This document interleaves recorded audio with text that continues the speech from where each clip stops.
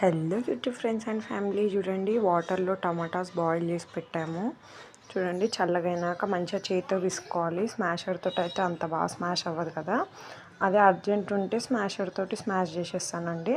లేకపోతే ఇలా చేతితో మంచిగా పిసుక్కొని మంచిగా అట్లా అయితే బాగా అనిపిస్తుంది. చిన్న పీస్ ఆఫ్ చింతపండు కూడా వేయాలి. చిన్న సీడ్ కూడా వెళ్ళొద్దు పిల్లల పొట్టలోకి.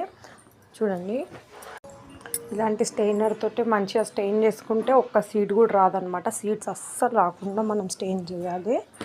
ఇలా అయితే మంచిగా అందులో ఉన్నది మొత్తం కిందికి వచ్చేస్తుంది, వాటర్ మొత్తము. ఈ ప్యూరీ అంతా మనం తీసేయాలి. చూడండి, మంచిగా స్టెయిన్ అయిపోతుంది కదా.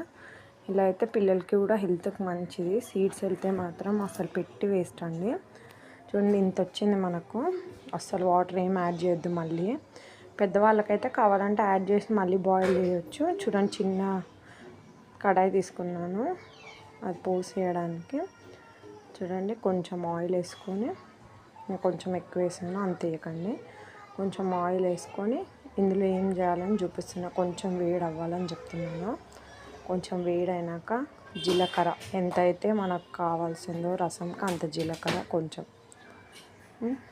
జీలకర్ర వేసిన తర్వాత కొన్ని పచ్చిమిర్చి. నేనంటే పిల్లలు కొంచెం తింటారు కాబట్టి ఒక 2 వేసాను. దాన్ని ఇరుపుకొని 4 చేసేసాను. చూడండి, అవి మంచిగా కొంచెం మగ్గుతుంటే కొంచెం పసుపు కూడా వేయాలి. చూడండి, అంత పసుపు వేస్తే సరిపోతుంది.